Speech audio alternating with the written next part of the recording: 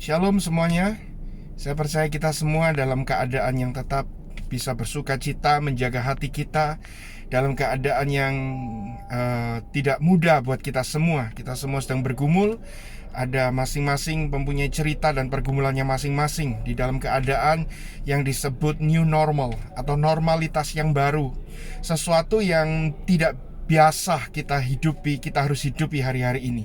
Sesuatu yang berubah menjadi normal hari-hari ini. Saudara yang biasa nggak punya waktu lakukan sesuatu, hari ini pasti punya banyak waktu untuk melakukan itu. Biasa yang saudara suka lakukan, hari-hari ini saudara nggak bisa lakukan mungkin. Kita sedang bergumul. Kalau peperangan biasanya melawan manusia, hari-hari ini kita tidak melawan manusia, kita melawan penyakit. Dan dunia harus bisa bersatu, humanity harus bisa bersatu. Bahkan saya lihat dua negara yang tidak pernah akur, yaitu Israel dan Palestina. Hari-hari ini mereka bisa akur. Karena apa? Mereka diharuskan, orang-orang Palestina bisa dengan aman tinggal di dalam satu pemerintahan yang selama ini terjadi konflik. Tapi mereka hari-hari ini merasa aman karena di dalam satu negara itu terjamin kesehatannya dan menjadi nomor satu negara yang paling aman dari COVID-19. Itu sesuatu yang gak normal, salah satu contohnya. Saudara, banyak hal lagi. Apa artinya ini? Artinya begini, kita harus tahu bahwa dunia dan isinya ini tidak ada sesuatu yang bisa kita andalkan. Tidak ada satu yang tetap. Semuanya berubah. Untuk itu kita diajarkan sebagai orang percaya, andalkan Tuhan, karena hanya firman Tuhan yang tetap. Saudara, hanya Tuhan yang tidak pernah berubah. Inilah artinya. Bukan berarti kalau kita ngandalin Tuhan hari-hari ini terus keadaan kita tidak berubah. Artinya begini, kalau saudara mengandalkan dunia yang berubah-ubah, dunia yang tidak bisa diandalkan, keuangan yang tidak bisa diandalkan, kesehatan yang tidak bisa diandalkan, siapapun, pemimpin-pemimpin yang hebat sekalipun tidak bisa diandalkan hari-hari ini. Artinya kalau saudara mengandalkan mereka, maka keadaanmu tidak akan tetap. Ketika keadaanmu tidak tetap, engkau jatuh, engkau mengalami masalah, engkau akan kecewa. Tetapi kalau engkau mengandalkan Tuhan yang tetap, bukan artinya engkau tidak bisa jatuh, engkau tidak bisa kehilangan pekerjaan, engkau tidak bisa rugi, atau engkau dalam keadaan yang serba cukup baik. Bukan itu. Mungkin kau akan tetap bisa kehilangan pekerjaan, kau akan mengalami kerugian, mungkin sebagian sakit saat engkau mengandalkan Tuhan. Tetapi yang membedakan adalah orang-orang yang mengandalkan Tuhan adalah responnya. Responnya itu berbeda. Respon imannya, respon harapnya, respon dalam berpikir, berkata-kata, bergaul, menjaga hatinya, semuanya berbeda. Dan respon itulah yang membuat outcome-nya atau hasilnya nanti berbeda.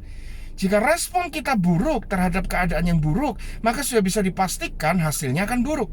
Tapi kalau respon kita baik dalam keadaan yang buruk, saya percaya cepat atau lambat kairos Tuhan akan menyatakan indah pada waktunya, yaitu segala sesuatu janjinya yang baik. Mari kita bukan cuma hanya bertahan, tetapi kita mulai introspeksi diri hari-hari ini. Apa yang Tuhan mau? Kita punya banyak waktu, bukan? Saudara, selain kita nontonin khotbah sepanjang hari atau melakukan hal-hal yang membosankan sepanjang hari, ada banyak waktu juga buat kita untuk merenung.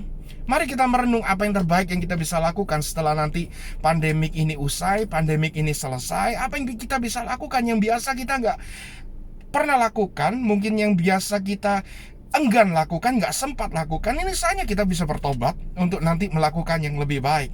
Sebagai pelayan Tuhan, saya sering traveling, saudara, kadang ke tempat-tempat yang saya suka dan kadang ke tempat-tempat yang saya nggak suka.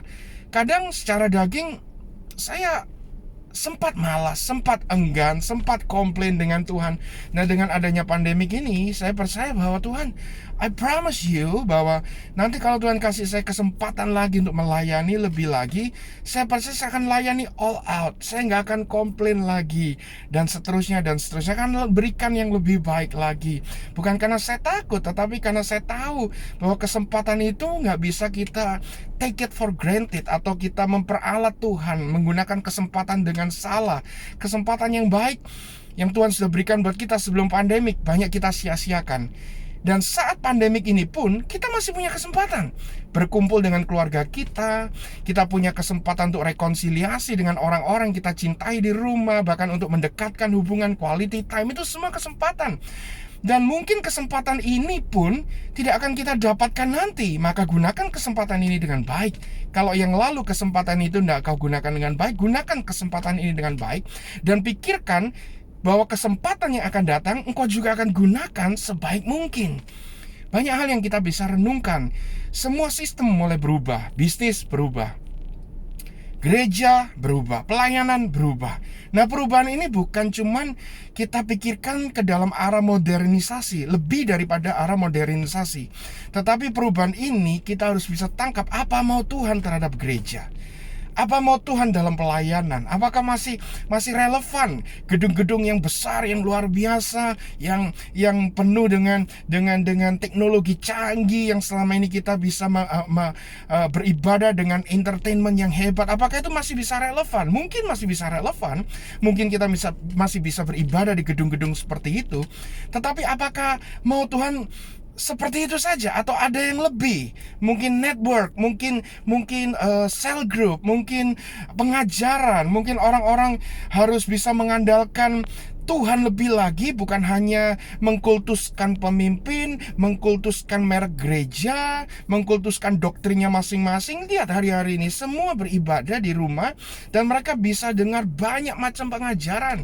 Mereka bisa berdoa di rumah, menyembah Tuhan di rumah. Ini suatu hal yang baru yang biasanya kita nggak bisa lakukan dan kita tidak lakukan sebagian besar kita.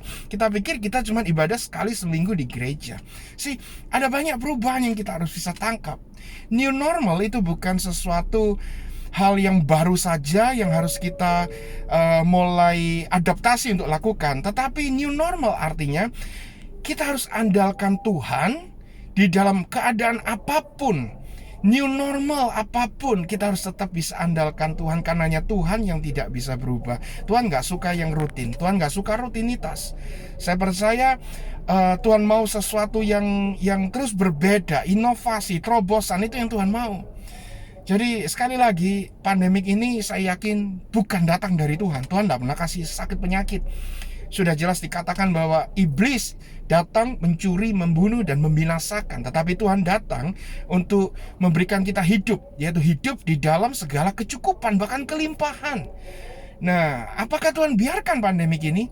Tuhan tidak perlu biarkan, Tuhan tidak perlu campur tangan, Tuhan tidak perlu ngapa-ngapain. Tuhan bisa pakai segala cara, Tuhan bisa pakai segala keadaan untuk membuat umatnya, anak-anaknya kembali kepada pemikiran yang benar. Nah, saya percaya kita semua berpikir kenapa ini terjadi. Kita mungkin fokus hanya kepada dunia ini saja. Kalau kita fokus kepada kekekalan, apapun yang terjadi di dunia itu tidak akan merubah kenyataan bahwa kita adalah orang-orang yang sudah diselamatkan sekali untuk selama-lamanya. Dunia ini cuma transit. Kalau kita bisa hidup di dalam tempat transit luar biasa, itu anugerah. Tapi kalau kita punya waktu yang berbeda-beda, itu pun anugerah. Kapanpun kita boarding, kapanpun kita akan take off, kapanpun kita akan terbang ke tempat tujuan yang utama, kita harus siap. Karena itu kalau kita fokus kepada kekekalan, kita tidak terlalu pusing dengan doktrin-doktrin duniawi. Tetapi kita percaya doktrin kita cuma satu, yaitu Yesus sebagai pusat kebenaran, kehidupan, dan satu-satunya jalan keselamatan. Dan saya berdoa buat kita semua di rumah dalam keadaan yang baik, dan kita akan segera bisa bertemu di gereja, berkumpul bersama-sama, ibadah bersama-sama, kita bisa beraktivitas kembali normal, dan saya percaya semua itu ada waktunya. Sementara ini mari kita tetap mengadakan self distancing, kita tetap menjaga kebersihan, kesehatan, daya tahan tubuh dengan bersukacita, dengan menggunakan kesempatan yang sebaik-baiknya. Dan Tuhan Yesus memberkati kita semua. Amin.